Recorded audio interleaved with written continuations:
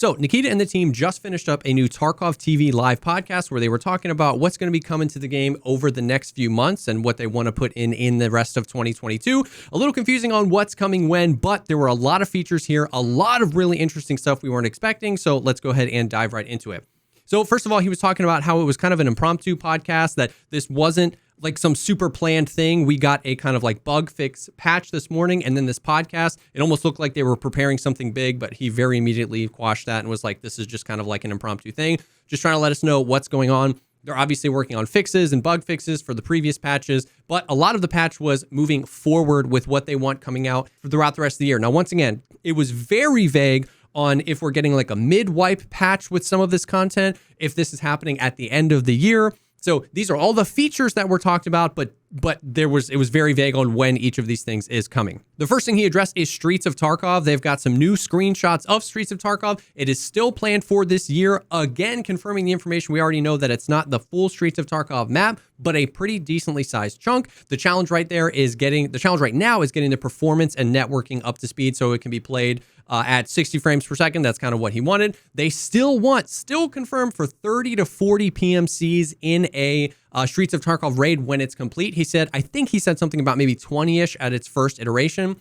Somebody in chat even said, like, that's too many? We don't need that many. And he was saying, yes, we do. We might even need more because Streets of Tarkov is that big. So we'll see how big the first iteration is. All these screenshots he made it sound like are from the first iteration, and this makes it look huge. So this map seems incomprehensibly big, but we'll really see. But still planned for this year. He talked about the Lightkeeper and didn't really give us new information here. He really wants it to be a surprise on how the Lightkeeper interacts with the game, but that is coming soon. The full in-game trader, he's going to have his little bodyguard, which is like the cultist-looking guy that we see in some of the screenshots. But other than that, he just said that it's really important to the future of the game. I see this as exactly that. This is really just a tester for how in-raid traders work. So I don't think it's going to be overly important exactly what he sells. It's just making sure the functionality is working. And then maybe they start pulling the other traders in raid as well. A huge thing that he even came back later during the podcast and confirmed is that they are taking Steam audio out of the game and replacing it with another system. People started freaking out, and it's definitely weird because of how much time they spent working on Steam audio. But my perspective on this is there are a lot of games with much, much, much better sound than Escape from Tarkov that don't use Steam audio. So it seems like at every step of the way, Unity was a big thing holding them back, getting Steam audio and all the modules working in Unity. I know Veritas did some videos where he actually got Steam audio working in Unity, so I don't really know. But for whatever reason, it seems like they're cutting Steam audio, they're replacing it with a new system, and he said an entire audio overhaul is happening later this year. At this point, all I want is better audio in this game, so whatever the fastest way that can happen, I'm kind of okay with. He talked about some skill reworks to like armor skills and like heavy armor and light armor and repairing and all that kind of stuff. They talked about some new animations, working and leg movements on like angled surfaces, walking up and down ramps. He talked a little bit about the storyline quests. This is something that he literally confirmed again. Storyline quests are not coming in the game until 1.0 until it launches because it's tied to a ton of other features and it's one of the most important things for Nikita, but that was really all he said. The Hideout, they're finally adding new zones to the Hideout. He actually said that he wanted to show us some footage from the new zones in the Hideout today in this podcast, but they didn't have enough time. He mentioned stuff like being able to level skills in the Hideout, like leveling strength. Once again, just kind of like dangling it in front of us and not giving us a lot of information. I really am excited for new modules in the Hideout as well. They're doing a complete rework of the grouping system, being able to remain in a group before the matching. So like you guys can actually just be in a group and you don't have to go to matching, look for group, invite your friends. He didn't really explain how this is going to work, but this is something people have been asking for a while. So that's pretty exciting. FSR 2.0, as I understand it from people that have told me, FSR 2.0 is vastly superior to FSR 1.0, and that was another thing he wanted to show us today, but didn't have the time to do it. So that's exciting. FSR 2.0. They're adding some volumetric fog. Didn't really say anything about that, but it's coming.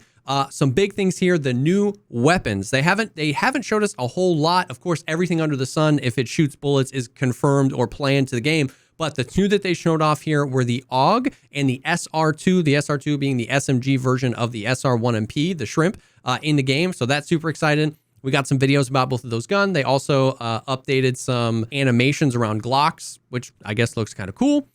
The armor hitbox mechanic of the actual armor covering actually what it covers and not covering your entire thorax or your entire shoulder or anything like that. And these custom zones where you can be wearing armor but get hit. Nice Guy's done several videos about this in the past. That is still coming. They want to try and fit it in this year, but they're not sure if they're able to because they're trying to prioritize and make sure the most important stuff comes in. They've split that away from the customizable rigs, and the customizable rigs is kind of frozen, which is totally fine. It's not like a huge deal. A really interesting mechanic they added is buffs to weapons and to armors when it comes to repairing them using armor or weapon repair kits. They showed off a little video about this where you can repair a weapon or an armor and actually give it a bonus stat, almost like a lot of like RPGs or MMOs.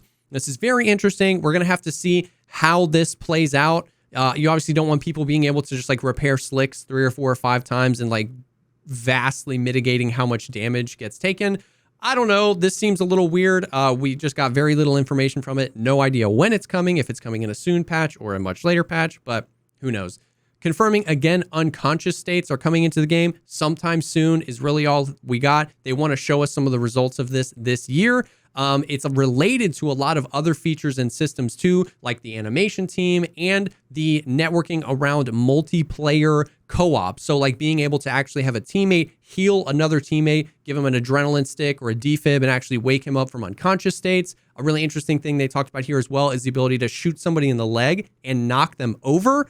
So even, I don't know how that's going to work, but not even just unconscious states, but a lot of other animations about just knocking somebody over, whether you shoot them in the chest, get a ricochet off their helmet, or shoot them in the legs. So leg meta could be even crazier soon, but we'll see. And related to animations, vaulting, climbing, all of that stuff is still planned, but I wouldn't say anytime soon. That's just something that he confirmed they're still working on, and they have a team like making sure how that would work and making sure it would work well. A couple of really little things that just like pass through. They want to add quests or the ability to potentially get some more of the boss clothes and cosmetics, which is really cool. He actually alluded to the fact that we might be able to eventually get to Gilda's hammer.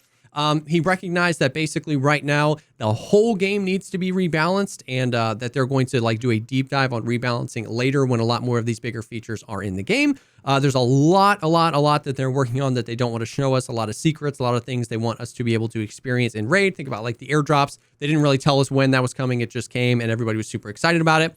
And then he did mention the arena a little bit. The arena is in a state where they're working on it. They want to show us more as soon as they can, but devoting a lot of time to making promo materials for it can often take time away from developing it. They have the stadium map that they teased on Twitter a while back, and he said a few more. They want about 4 maps to start. They're not exactly sure how many gameplay modes is going to be in the beginning, but they are working on the matchmaking system, the ranking system, which is super exciting, a spectator mode with an actual camera that you'll be able to either find or purchase and put on your person and then watch the footage back. Which is really weird. I wonder if you'll be able to watch other people's footage back because you can kind of record your own gameplay right now and watch your own footage back. So I don't know how that will work, but he did say that the camera will also be in Escape from Tarkov. In the EFT game, you'll be able to find those cameras and do recordings and stuff like that. So not sure how that's going to work. Lastly, he was asked about cheaters and everything that's going on.